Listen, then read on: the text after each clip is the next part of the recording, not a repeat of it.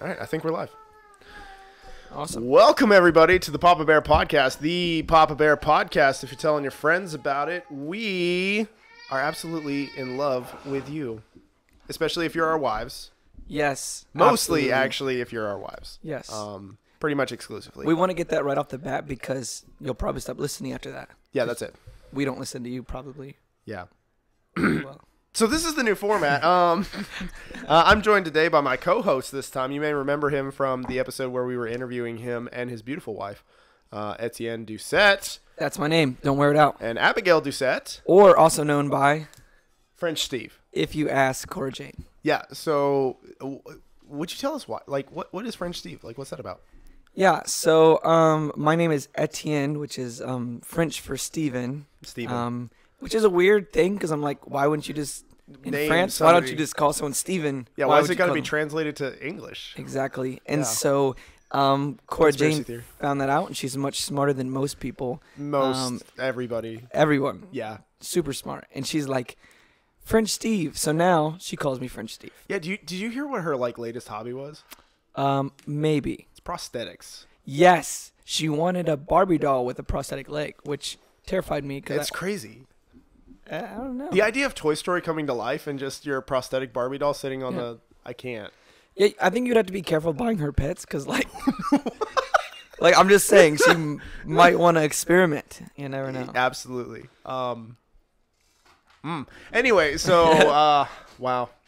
So yeah, we wanted to welcome you back as a co-host this time. This is the new format for the Papa Bear Podcast. So we've already gotten the main intro out of the way. You guys, if you haven't heard that, we'll keep that on Facebook, YouTube, whatever. But we're not going to keep that for the actual audio for you on Spotify, Apple Podcasts. That's just a waste of time.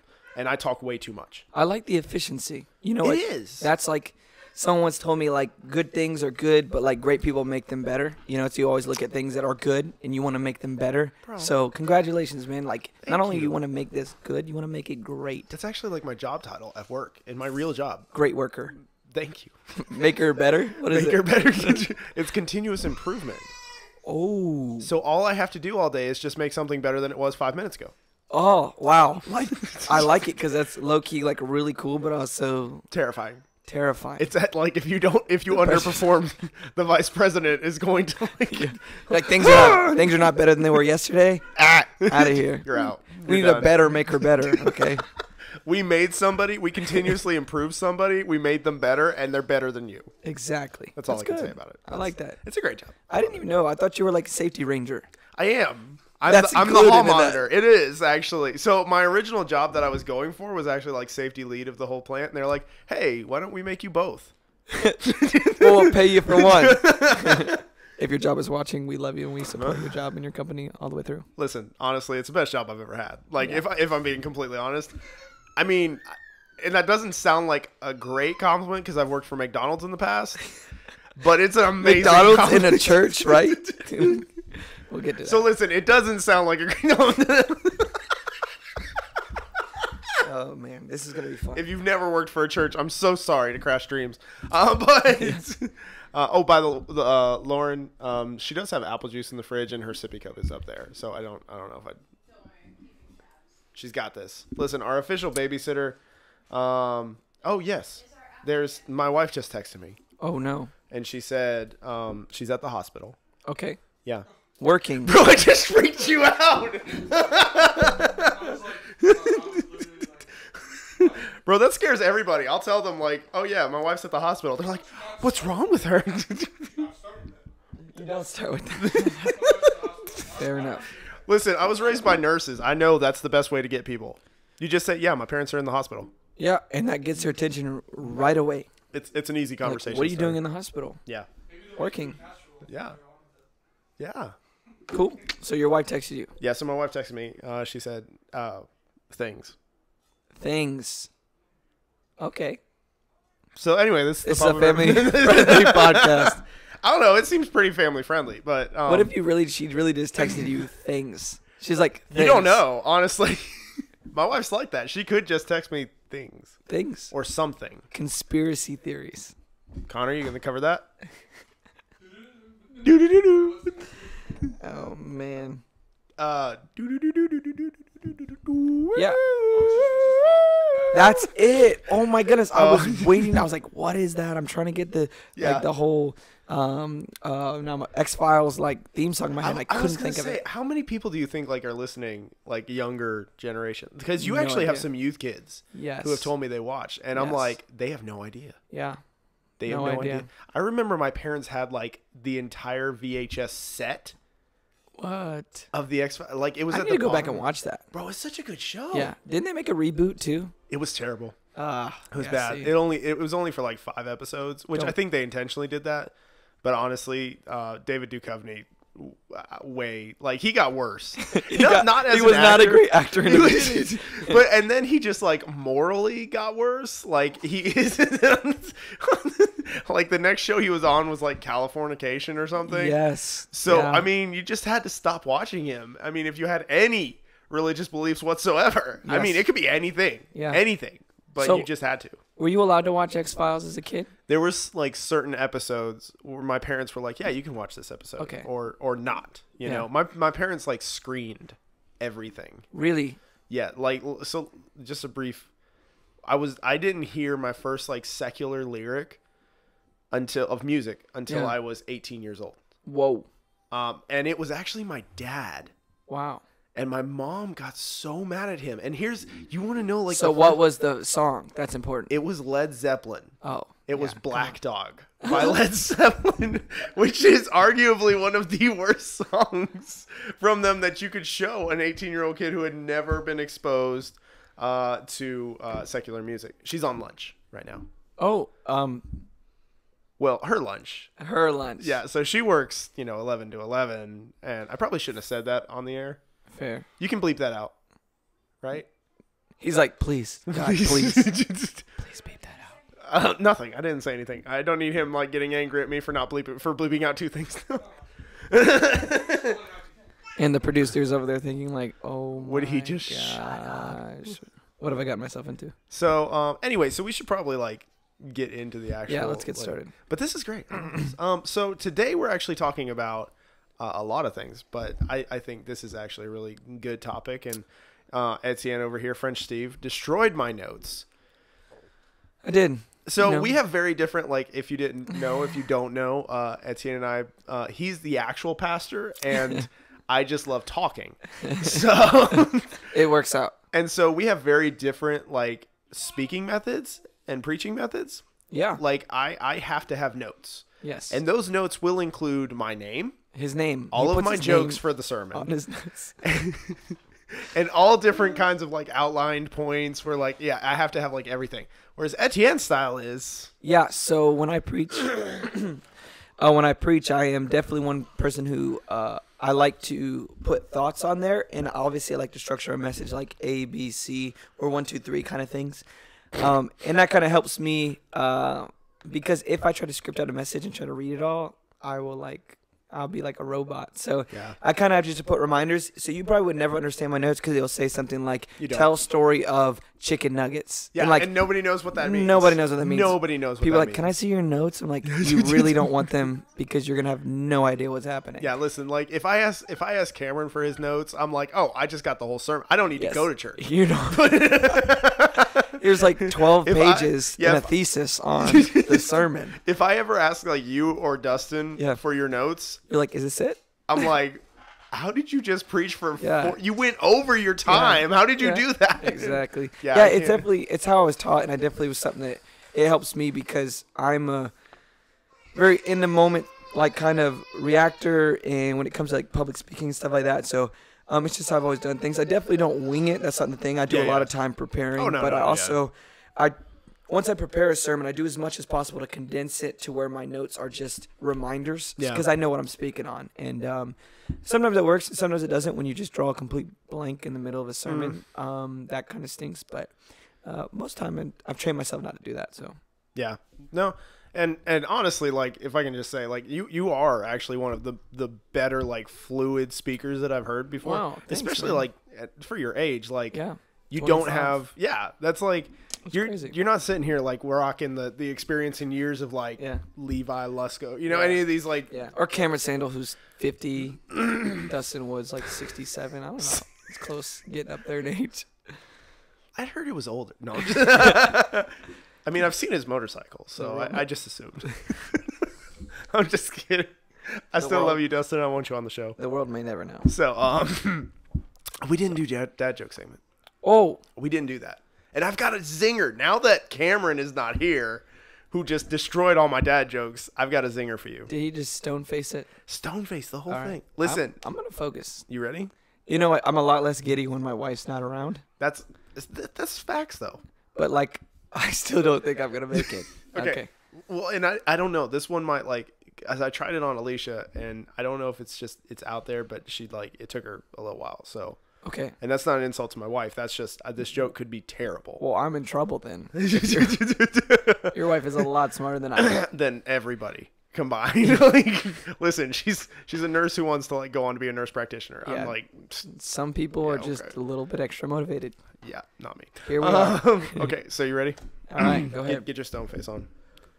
Become Cameron Sandal. Become one with a mic. That was so ASMR. All right, you ready? No, stop Yes, that. go ahead. We just lost viewers. All right, here we go. So, did you hear it was in the news? It was pretty big. There was a blind construction worker. You're already losing it. Okay, go ahead. So there was a blind construction worker.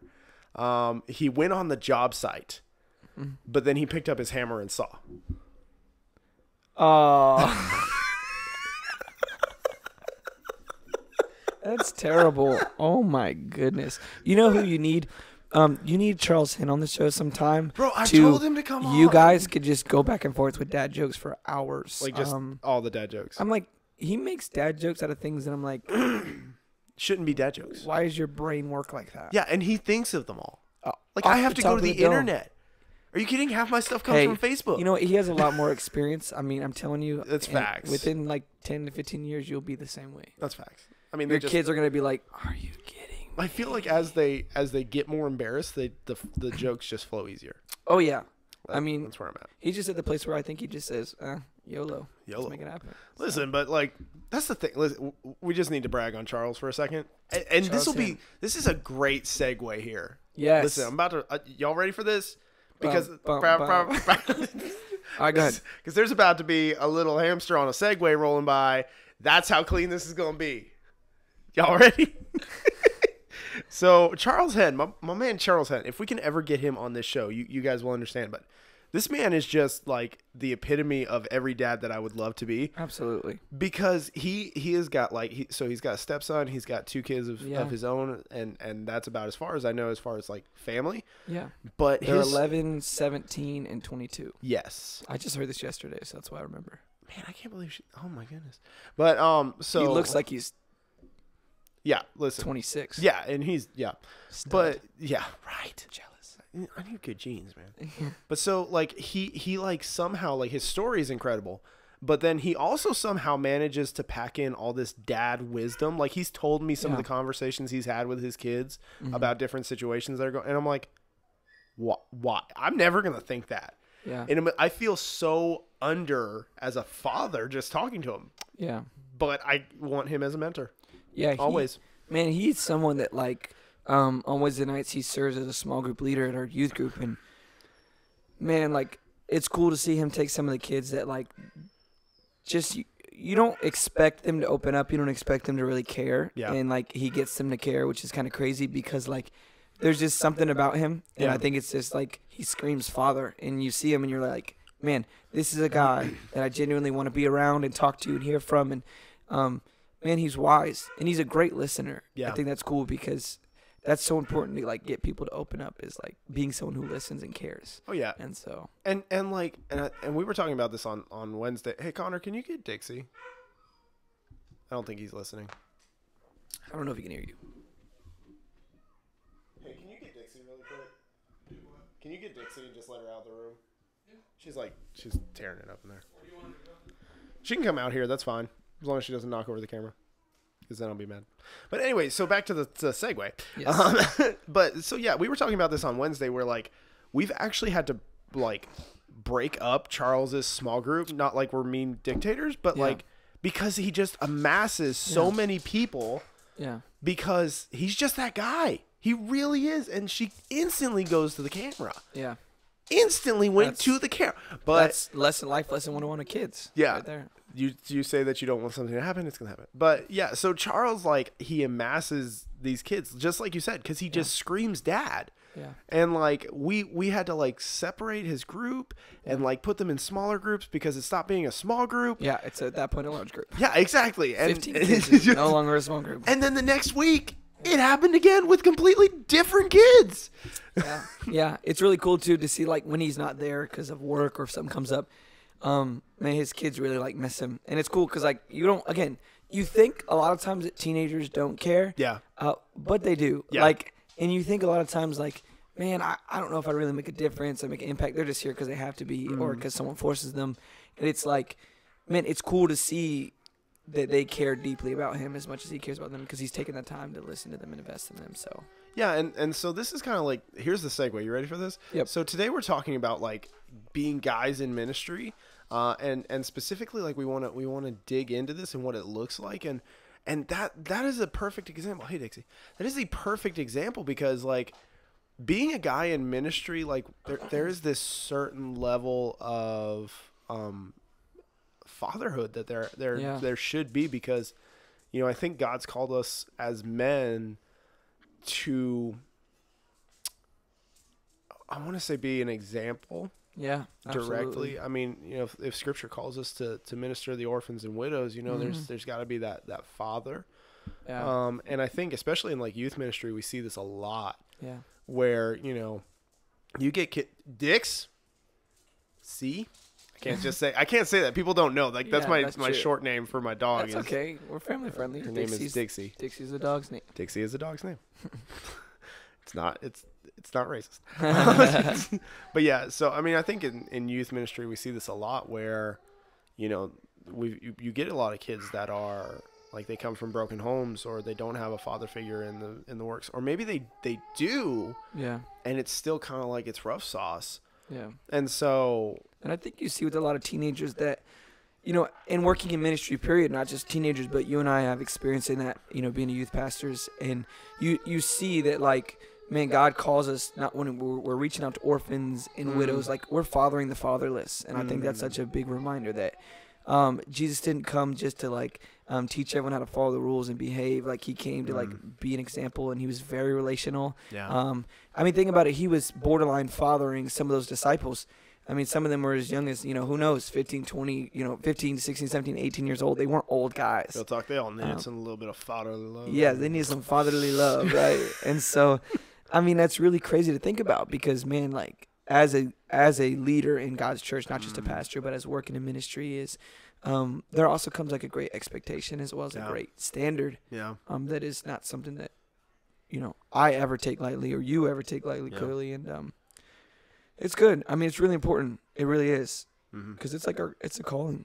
It's what we're called to do. Yeah, and it really can be like a dangerous calling. I mean, we kind of like we as a group. I didn't just steal that, but we as a group like went through this book called Dangerous Calling by Paul David Tripp. Paul David Tripp. I always want to call him Ethan Tripp because I knew a guy named Ethan Tripp. Ethan Tripp. Well, so Ethan Tripp, if you ever watch this, like he remembers I think about you. When I think about Dangerous Calling. Only then, no other time. You're digging the hole. Fun fact, random thing here, not joke. Jerry Jones is the owner of the Cowboys. He said the other day that he thinks about a former receiver in the shower and he wants to re-sign him. And I'm like, Wait. That's a weird thing to say. So a receiver who used to play for us, Des Bryant, was released a couple years ago. And we're talking about possibly re-signing him. And Jerry Jones randomly just said, I'm thinking about bringing Des back. I think about him in the shower sometimes. And I don't think he meant it like that. Obviously, I think he maybe does his best thinking in the shower, sure. But I'm still like, when you're a busy guy like that, like that's a weird way to phrase that. Yeah, there should have been like some filter between that thought. Sure. And maybe it's one of those things where like I do it all the time where like the words leave my mouth as I'm like, no. Only when you have the strawberry refreshers. Oh man. Bro, that's a dangerous calling right there. Preaching before like drinking a bunch of caffeine. Yeah. Like the last time I preached, I was like, no, I need to be smarter here. Yeah. We're not drinking. And that's called maturity in your calling. Yes, right. And the older people, not old people, the older people in our congregation, the great people that I love deeply, and they're so great. They're all like, you slowed down a lot. I'm like, well, I was dragging up there because I had no caffeine. Yes. You know? I noticed that the last time you preached like on the main stage, I was like, oh my gosh, he sounds so much. Or maybe y'all were listening faster. I don't know. No. No. I hadn't had caffeine that day either. I wasn't listening at all. I know for a fact I was like borderline asleep the whole. No, I'm just kidding. Yeah, right. I literally don't even remember. I didn't even hear anything. Like I remember you walking up there and then it went black. It went black. And then I woke up. And, wow. I mean, then the lights good. came back on because they turned off the lights. Yeah. I went to the 8:30 service. Woke up in the 11:30. They just kind of wondered why I was there for a 3 Crazy. I wonder if anyone's ever sits through like 3 services. That would be dedication. You've done it? Wow, yeah, that's true. That's true. Sarge, when you drum, you definitely do. I'm just wondering if like a normal everyday person is just like, let's sit through 3 services. I feel like I have heard of like some people doing that. Like, I'm gonna ask. What? Well, he's saying like he's had to be in there for 3 services before. Yeah. So like I have I've never like if I'm not drumming or something. I mean, I'm sorry. It's not like it's not fun. Yeah. But it's not fun. It's not. No, I'm just kidding. It's so much fun. It's convicting. Yes. Anyway, so we were going through this book. Dangerous Calling. Called Dangerous Calling. Wow, man, way to bring that back. I know, bro. Listen to that. I'm proud of you there. Keep going. Go ahead. So yeah, we were going through that book, Dangerous Calling, and basically it kind of like goes over how and especially like refers to guys that as guys who are called into ministry as men, specifically to pastoring, but any ministry. Yeah. There is this certain weight and responsibility that you innately have with your gender. Yeah. Because of how God has placed you and where God has called you to be specifically, you are called into a dangerous calling. Absolutely. And I mean, it's heavy. Like we start talking, sorry about the copyright. It's heavy because we talk about like, you know, nobody really knows the weight of ministry. And it, to me, it just seems a lot like we can get so wrapped up in it and we can forget other things, and then the rest of our life falls apart. And then, but the ministry's doing good. And we had actually talked about this a while back. Yeah. That you had one of those moments where it was like, man, everything would go great in one side. Yeah. And then the other half of your life was like chaos. And I think that's why like the balance is so important. Like the best thing that I've learned is to say no. And I know even you and I mean, is one of the guys that like accountability has been really cool between us that I think I've been the most honest a lot of times with you that, hey man, I'm just struggling in this area, or I'm struggling with being a good husband, or sometimes I feel like I'm not being a great youth pastor, or I'm being the worst youth pastor, but I've been a great husband this week, and a lot of times it feels like I'm in this teeter-totter of like, when I'm a great youth pastor, I'm probably neglecting time with my wife, and I'm probably, sacrificing that relationship at times for the work of the ministry. Or when sometimes I feel like I'm being a great, husband. I'm taking time off, and I'm actually doing things or going out of town with my wife, and I'm like, oh man, but I'm missing out on that youth rally that I probably should be at. And meanwhile, that's just that legalism. That's just that mental state that like the enemy wants to continue to attack. But it's definitely hard because you have to find balance. And I've had to learn to say no to good things. Yeah. Very good things that I've had to say no to. Even opportunities to say no to because I needed to say yes to my wife because she is my first ministry. And that's important. But I'm still working on that, and I think that's something I'll be working on for the rest of my life. I was gonna say, I mean, it's so hard because like you say, it's not necessarily that you're saying no to bad things. It's not like, oh, it's an easy decision. It's like, oh no, this is terrible. Yeah. Like playing Call of Duty at 2:00 in the morning, obviously that's a no. But like when someone says, hey, we want you to come speak to our school, students, you know what I'm saying? We want you to come hang out and, we're having a whatever day, you know what I'm saying? And it's like, I can't do that because it's Friday night and I need to eat pizza and watch Netflix with my wife. Bro, and that's a great day night. That is all our great. But, and I all our great date nights. I didn't finish. I just couldn't. It was like all our great. It was all great date nights. All great day. Yeah. But, I think, like the inherent fact that they are not bad things, like they're good things. And here goes the camera in 5, 4, 3, 2, 1. Dixie. She found crust. That's all it is. But yeah, so we're not saying no to bad things. The fact that they're good things, like, you know, I remember when Aaliyah was first born, and my wife, because I was still like, you know, this was one of the things that you held me accountable. You called me out on very quick, and I remember it was that, and I was involved in worship ministry, youth ministry, kids life ministry, preschool, everything. I mean, like, it was almost every age group. Yeah. Except that I couldn't hit middle school, or not middle school, but jam, like elementary school, because they conflicted times. I probably would have. You would have. If they didn't. Yeah. If they didn't have conflicting times. And you were preaching at C20 and preaching it. Yeah. You were really, you weren't just like in, you were like all in. Hang on. Dixie, go. You're going to get put in the garage again. Don't want to do that. So anyway, we'll edit that little section out. Mm-hmm. That's okay. I'll have PETA calling me. Oh, good. So you can edit some of the little crazy sections out. Yeah. Like that one. Oh, that one. Where I just admitted it. Yeah.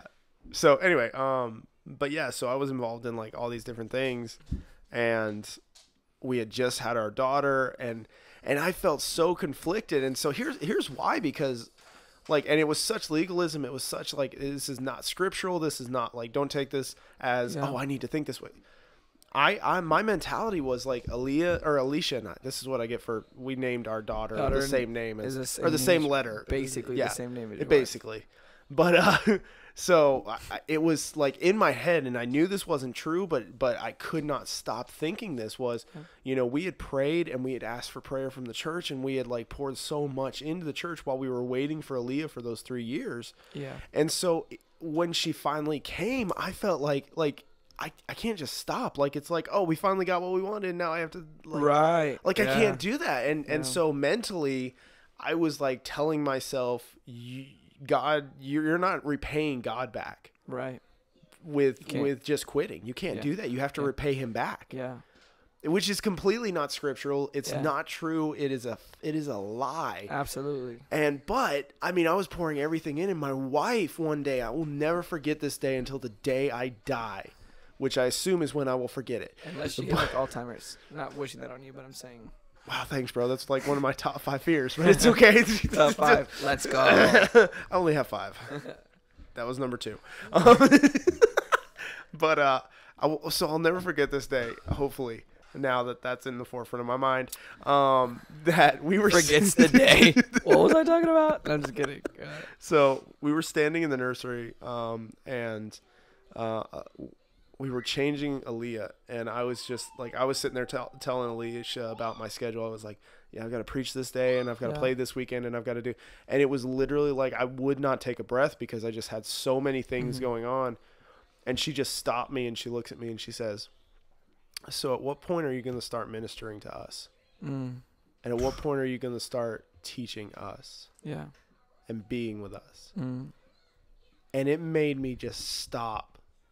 And that was the most sobering moment of my entire life, because all I could think of was, what if I got so busy with trying to save the rest of the world that my family went to hell? Right.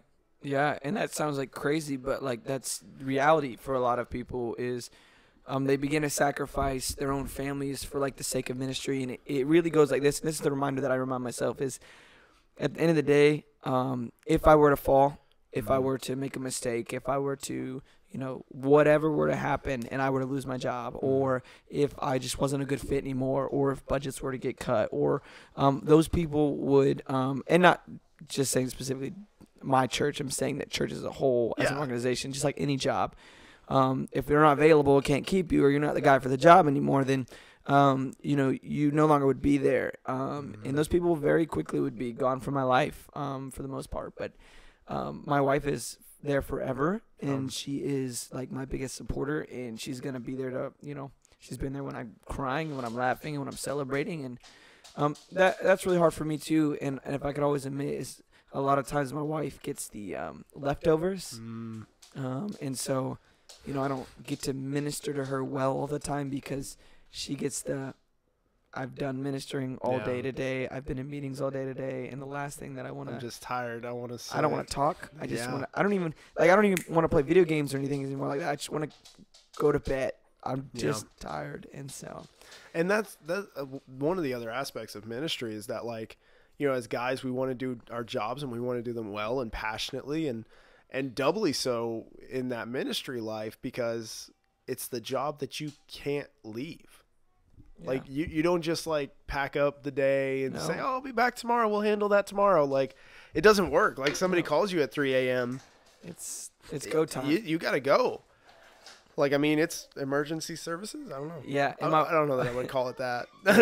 No, and my wife gets dragged into a lot of those things too, you know, and, you know, a great example recently is Valentine's Day. We do our banquet, you know, and, you know, we sacrifice Valentine's Day night every year just about because, you know, as a couple, I'm doing a fundraiser for my job, and my wife is, you know, gets a sacrifice for that. But she loves it because, like, God's called her to be a pastor's wife, and she loves that. And she's, like, my rock and biggest supporter. But, yeah, you have to be careful, and I have to be careful. And I'm so young, and I'm learning this. Is like, I couldn't imagine when I add kids to the mix, like how much harder that's going to be to divide more time because I don't know. Yeah. So it's hard, man. Like you know, even sitting now, like I don't volunteer anywhere near as much, and I assume that you're here like as the intervention, like, you know, hey, by the way, the church is we need to kick you out now. Yeah, we're excommunicating you because you don't serve at least a minimum of 35 hours a week for free. For free. But go. Wow. What a dog. But yeah, so I don't serve anywhere near as much as I used to. But even just with like my job, and then church, like I still serve on the weekends, and that's about it, honestly. But and the cool part is though, like, you're serving in ways that really matter and impact, and where you're passionate. You're not just serving wherever, you know. That's kind of cool too. Like, you're able to give time and efforts to the areas of serving that you really feel called to. And I mean, that's, man, again, it's cool. You have and I tell people all the time, like, you have the craziest small group. And not because you're crazy, but because you have 6th grade boys. Oh no, I'm crazy for that. Yeah. I'm crazy for that. You have 6th grade boys who ask questions like, you know, what's jailbait? Oh my gosh. Yeah. Can you clarify that story? Yes. Because so we have to clarify that story. We have so it's a small group every Wednesday night. We have some conversations in February, we're talking about love and dating and all that fun stuff. And the conversation came up as 6th graders hear things all the time. You know, they hear words and they think they know what they mean, and you know what I mean? It's really funny. Especially because I think half of your small groups homeschooled, which yeah. I mean, I don't know if I'm allowed to name out because of kids, so I'm not. Yeah, I don't think so. But half of them are homeschooled. Yeah. And so it's even worse, honestly, because homeschool kids are terrible. Yeah, they hear things from each other, and it's just like, what? Yeah. I was homeschooled. I can say that. Then I went to public middle school. It's not any better, I promise. I learned words way too fast. So that's what jailbait is, or the conversation comes up with jailbait, and like, it was cool because I had a parent of one of the students come up to me and say, my kid got in my car and said, Dad, do you know what jailbait is? And I'm like, oh, where's this conversation going? And he was able to explain that, well, since I'm in 6th grade, I can't date a 3rd grader, and since I'm in 6th grade, I can't date a 9th grader because then I'm the jailbait. And, like, the father was legitimately, like, so, like, thank you for having these conversations. Because even though, like, and again, that's not the driving focal of every conversation you have with 6th graders. That's what youth group is. We tell you what jailbait is. Exactly. But it's cool to see that, you know, you serving in that and loving those boys well. And they really enjoy that. And so it's funny to see, like, what questions are going to happen next. Man, it's like, and it's so weird because when I first started in youth ministry, I was not like about middle schoolers. I thought they were weird. They talked too much and they smelled funny. Yeah, middle schoolers like select you. You don't select middle schoolers. Yeah, that's facts. It's like you start in there and go, gosh, middle schoolers. Like, dang and it. I know none of them are probably gonna make it this far if they are watching it, but like, middle schoolers are really growing on me. I used to be like, listen, I'm telling you, the further you now get, I'm like, okay, the further you really get, fun. bro. Like, it's so weird because like when I started, I was not. Couldn't handle them. I passed them off to my wife because I was like, you've got a kind heart. Yeah. And well, she's stern enough, like she's strong enough. Yes. You know what I mean? She's like, we've married strong women who are like authoritative and be like, hey, we're not doing this. You need and to people chill. go, Yeah, and like I don't have that influence. No, I'm 6'3", we're like fun giant uncles. with a and they still like they're like, oh, you don't mean that. Yeah, I'm you like, can't whoop me. I'm like, boy, I'm bigger than you. Fight you, boy. But and like now I have such a heart for middle schoolers just because I don't know, like God totally changed my heart towards this because even when I first started volunteering in youth ministry with you, I couldn't stand them. Yeah. And then like when we were divvying up groups for small group, because we started doing that at that point, I was so hoping for high schoolers. And I got into a high school group like the first night and I found out that I honestly can't stand high schoolers anymore. Yeah, actually, I don't like these guys. Yeah, like I love them, but I just like I'm not like my mentality cannot like, and I don't know if this is saying like things about me, but like I can't like hold the conversation with them anymore. That my mind just doesn't work that way, you know. Are you still good? Yeah. I'm sorry. I was just No, you're good. I just wanted to make sure. Like, no. Listen, if your wife calls you, we cutting if she right called now. Patrick called me, which is interesting, but never mind. Never an emergency. No, never mind. He's hopefully going to be. He's saved. Yeah, he should be on the podcast. That'd be really cool. I heard somebody else signed him up. I'm not going to say who. Yeah. But if he's actually listening, I would love for him to just talk some of his creative genius. I mean, bro, his mind is. I can't. He's got a great mind. I can't fathom how his brain works. Yeah, because guys like you and me, we create messages, and that's. But I mean, you're way more creative than you give yourself credit for. You're a drummer, and I'm like hit things. Yeah, you're just basically a big kid. Yeah, that's my parents let me play with pots and pans, and now I play with really expensive pots and pans that nobody should ever cook with. Yes, 'cause I'll hurt them. I'll hurt you. That's awesome. Yeah, that's crazy. But so let me ask you this. So, now you worked vocational ministry for a little while, and now you're a volunteer. What are some of the differences? Like, what are some things, like obviously being able to do what you do, and now you're in a very healthy place serving. A very healthy plate. What are some of the things that you notice? What are the good and bad of both? I think, besides just getting paid. Obviously, we know getting paid would be money's nicer, a thing. so you don't have to work a normal job. But what are some of the like pros and cons, kind of you've noticed over the? Well, they say the Bible says the love of money is the root of all evil, which is so don't love money. Don't love money. Which is one of the more misquoted scriptures, but we're not talking about that right now. Maybe we will one day. But so I think like as far as vocational goes, that would be fun. Do a whole segment would of misquoted scriptures. I have like we could fill the book. Yes, go ahead. Sorry. But so I think as far as like volunteering, like pros and cons for sure. You can definitely or we could say like goods and evils kind of thing. Just what we're talking about, you can definitely get too sucked in. Yeah. End of the day, God has called you absolutely to be in that position wherever you're at, whether that's vocational or volunteer. So you think both you got to be? You have to be so careful. Danger to get sucked in either way. And I think, and this is one of the things, and I think I told you this too after you got married, or before you got married, was that in ministry you have to set time. And I think it was so ironic and also hypocritical that I was the one telling you that at the time.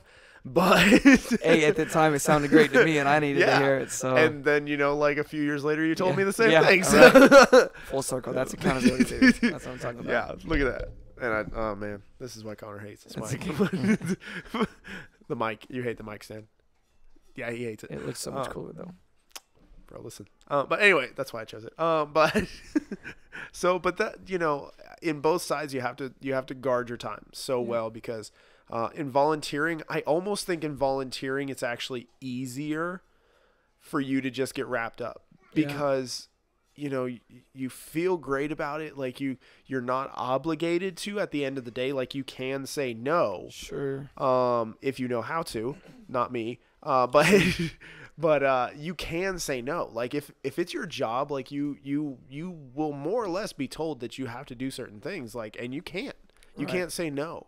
Yeah. Or it's very difficult. It's a little bit more difficult too because you kind of feel a little bit of an obligation due to the pay thing and and that's where I kind of was with the vocational side was, I was being asked to do things that because I was also part-time at the same time that I wanted to do so bad because I felt like it was my job. It was what I wanted to do, my calling. but I wasn't able to because I still had to pay bills. Mm. And so it's so much different as far as like volunteering, what the mindset behind, I won't say so much different, but the mindset behind volunteering versus vocational is, you know, it's a little bit easier for me to like healthily say no. Yeah. 9 times out of the 10, I'm not going to be the one that gets the call at 3 a.m. Right. And end of the day, there's so much less paperwork, and I love that. Yeah, that makes sense. And I think it's good. Like, there's definitely a balance and a pull on both sides because you don't get to say no sometimes when it's your job, you know? But also, like, when you're volunteer, you also feel a lot of times like we need you and you're important because you are. I mean, volunteers are the lifeblood of every church ever, period. If you think any great church, it's because they have a great team of volunteers. True facts. Like if you are a volunteer, you have more power than most of the employees there. Way more because that's easy. You are like by far the lifeblood. You're the ones that really are putting the work and the ones that like really get the things done. A lot of times I feel like I'm just a vision caster and I'm the one that's like pushing us in the right direction. And I have an army of people who get the job done, man. And it's not a pride thing, but like it's almost as if like I'm the general and the soldiers win the war. Yeah. I mean, general can come up with the greatest plan of all time. If you don't have people to execute, it doesn't matter. I mean, it doesn't. Yeah, when I was working vocational, like I was only ever as good as my team of volunteers. Yeah. And the truth was like we had seasons where we didn't have great volunteers or we didn't have volunteers that were necessarily called to that. Yeah. You know, you get people that like they really want to and they want to try and they really want to be involved and sure. But it's not where they've been called. And so you also like as vocational, you kind of have to have that hard conversation of, man, let's find that spot for you. Let's get that. Because you're not saying no. Because you never want to say no to a volunteer. You want to say, let's find that spot. Sure. You know? And sometimes people can't identify that in themselves. They think like this looks like the most fun, or I think this is something I could do. And that'll also be the very thing that like people shy away from ministry. So they'll say, I go to youth ministry because it's just one night. I'm not wiping butts and I'm not like, you know what I'm saying? I'm not chasing kids around. But in reality, I've come to realize that there's even some volunteers that we've had that have changed ministries that like, it's like, no, you need to be with kids. You need to be with babies. Not because you're bad at this, but because you're so good at that. Yes. And I would much rather see you flourish in what God's truly calling you and equipping you to do than like you sit here and twiddle your thumbs and be like, I think I like this, but I don't. And no, go where you're going to be all in because that's what we want you to be doing. We don't want you to, I'm not worried about, we'll find someone else to take your spot who's really passionate, excited, and called to this. Don't stick around because of obligation. Like, I committed, and now I don't know. Like, if you're ever in that situation as a volunteer, like, talk to your leader because we really, God has gifted most of us or a lot of us with the ability to identify things. Yeah. And we know, especially GBC, like, we want to move you, even if it's churches. Like, we want to plug you into the church that you belong to. We don't want to keep you here as much as I don't want to keep you in a ministry that you feel obligated to be a part of. No. Let's put you where you feel you really fit in because everyone matters. That was one of the most attractive things when I was first coming back. You know, I had a falling away from church. I didn't want anything to do with it, and my wife dragged me to church. Literally dragged me. He's not wrong. She grabbed my ear. Non-church Sarge. Bro, it was bad. You know, like I'm glad we didn't know each other before that because like, if you and I had met each other when we were like in our heathen days, we would have a lot of fun. Probably do a lot of bad things. A lot of bad things. Tennessee Sarge was the worst one, and that's why I don't go back to Tennessee. Yes. That's it. No more Tennessee. But so my wife literally dragged me to church, and one of my biggest beefs, and like, you know, I could break down the whole story, but we don't have time. But you know, I had a whole we got land this plane. That's right.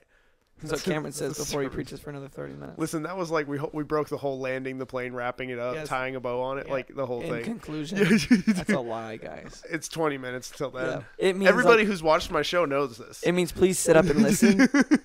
In conclusion, wait, we get to leave? Yeah.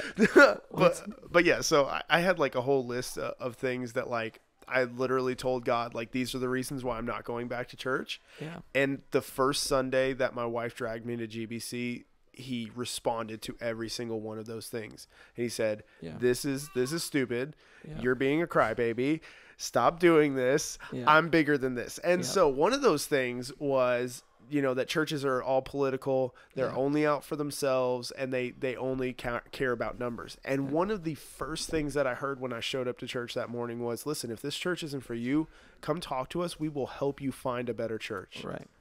And it's right there. Like that is true ministry. That is truly what the church is supposed to be. We're not supposed to be like this little huddle house that we are so good at being. Yeah. We are supposed to be this capital C community church.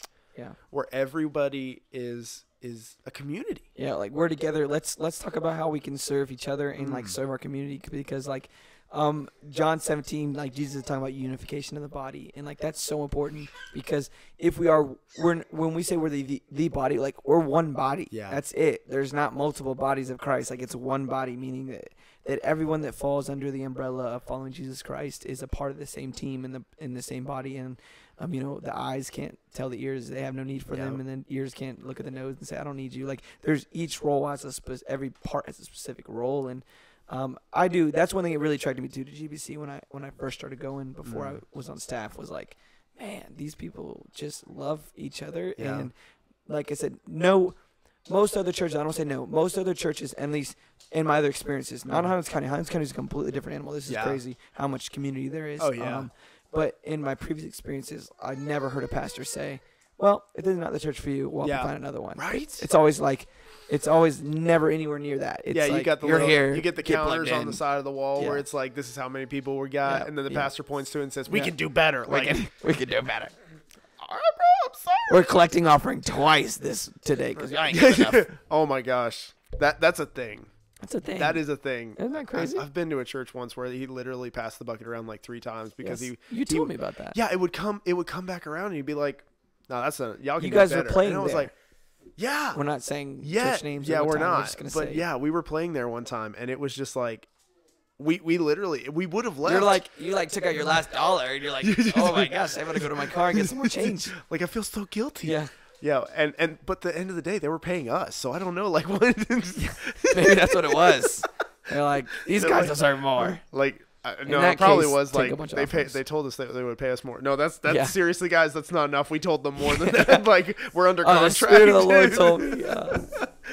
So, but yeah, so and just to like land this plane. Yeah. Ministry, like if you are called to ministry, if you're called to, and that is again a dangerous calling. If you're called to that, Yeah. I would say like be very intentional about how you seek out confirmation in that. Yeah, that's good. And then, I'll give one last bit and then you give whatever you got. And then you can wrap it up. That sounds good. Yeah, land the plane. Tie a bow on it. What if you landed a plane and then tied a bow on a plane? That'd be a big bow. I'm pretty sure someone's done it somewhere. Probably. Some rich person. Like, honey, I bought you a When plane. my plane lands, you guys better put a bow on it. Like, my wife is going to love her Like Christmas Paris present. Hilton would do that. She's still She rich. would. Is she still alive? Is she? I know nothing about her. I just remember like she was in a movie with Nicole Kidman, or a show. Was it a show or a movie? I was young. Is I she- wasn't allowed to watch it. I feel like she's not rich anymore, though, because I don't hear anything about her. Every time I think of her, I think of White Chicks. Not that I'm endorsing that movie. Where they're like, are we Martha Stewart broke or MC Hammer broke? And the guy's like, we're MC Hammer broke. They're like, no. But yeah, so anyway, so yeah, if you feel like you're being called to ministry, even in, wow, that was gross. Even in, yeah, even It's in like a little volunteer. baby fart. Yeah. It came through so clear. did. I love this new audio setup, Connor. He baby farted into the mic and it came through so good. But anyway, so even in volunteering, definitely look for the confirmation. And you need the internal and the external confirmation. But also make sure that you have somebody that can hold you accountable. Yeah. And don't take that lightly. If your accountability, if you're the person that you trust with that calls you out and says, man, you need to step back. You're crossing some lines. You're burning out. Take it seriously, man. Sure. Like that is so important. Volunteering or vocational. Yeah. And I think my final thoughts on that is and that's such a good point, is it's remembering that Also, just someone that you can trust and is a safe place to like just be honest and we Cameron calls all the time like let your flesh flap, kind of like let your struggles, you know what I'm saying, like let your struggles just kind of out, and someone who's going to not like immediately judge you or yell at you or ridicule you, but kind of like, okay, how do we walk through this together, and they're going to carry that burden with you. Yes. Because it does no good to just talk to somebody and let it out if they're never going to walk with you through it, because they're just interested in the gossip of your life. Like let's make sure we find somebody who's going to sharpen each other, and that is speaking the hard truths. Yeah. But that's also celebrating the good wins. I mean, we get to celebrate so many cool wins together. Yes. As well as anytime we've been able to approach each other with an issue or something we see, it's always been in love and truthful. Yeah. And I've never been like, what's he talking about? He doesn't know what he's talking about. Like, it's because we've done life together and we see that. So, man, I appreciate your friendship and I appreciate your leadership as well. I mean, it's cool doing life with you, and you know, I pray that like God continues to allow us to continue to minister for many, many years, even if it's wherever it is or wherever we go, whatever we do. So you hit me out of the blue with that really emotional statement, and all I've got is ditto. I don't know. Well, see, that's what happens. He doesn't have notes, and I'm off the dome. There you go. I'm a feeler. We're feeling all the feelings right now. So, guys, this has been a great episode, and it's the Papa Bear Podcast. If you're telling your friends. That was really high pitched. But really, honestly, like that was probably one of, besides my wife telling me that she loves me, that was a moment for me, bro. I respect you, man. I'm really, really thankful. Stop! Would you? I mean, I'm gonna cry. I'm letting you know. I'm going to cry on the air. world will now forever know how I truly feel still, about Joshua Sargent. By the way, you still owe me lunch. I do. Oh, let's do it this week. This week. And we'll update people in the future about your next podcast. You can say, "Yo, I finally got that lunch." Yeah, finally got lunch. I actually bought lunch. Like, I bought a lunch date with him. Yes, that's real love. That's real ministry. He's so busy that I have to. That's I told his wife that she should have been on it. Yeah, she probably would have. Except I got in a bidding war with Patrick. With Patrick, which hopefully you guys hear from him soon. Yeah, I'm really excited about that. I wonder if has he gone golfing with Woods yet? No, we need to make that happen. We do need to. We'll go to lunch. I just want to be there to film it. Yes. I don't have to golf. Let me film it. Sit in the back of the car. Yeah. So anyway, guys, Etienne, my wonderful co-host who makes me cry. Yeah. Thank you so much for being here. Yeah, we'll do it again sometime, man. I really appreciate it. Thanks. Sorry for all the randomness and craziness, but next time maybe we'll just come with we'll do it. I won't scrap your notes. No, honestly, it was better. So it was better. You saw my notes. It was better. I enjoyed the conversation, man. Thank you so much. So this has been the Papa Bear Podcast, the Papa Bear Podcast. If you're telling your friends. Would you like to do that? Which you should tell your friends. Which you should. Bro, listen, I had one of your youth students come up to me at youth, and they were like, hey, I listen to your podcast. I was like, and it was one of the students that I didn't expect. I'm like, what, really? And then he's like, oh, but I don't subscribe. I'm like, oh, there it is. I'm like, well, I would rather you just subscribe and not listen. That's cool. The numbers matter. So, So, do you want to close us out with the ASMR version of the Papa Bear Podcast? Wait, what? What? This has been the Papa Bear Podcast. Wait, hold on. No, you messed it up. I messed it up. Go again. Try again. It's hard to do when you're like thinking about. I know you. It's crazy. It's off the dome. Come on. This has been the Papa Bear Podcast. The Papa Bear Podcast. If you're telling your friends about it. Shh.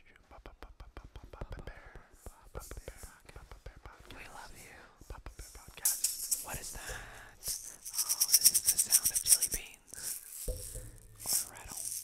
You may never know. Good night. Good night.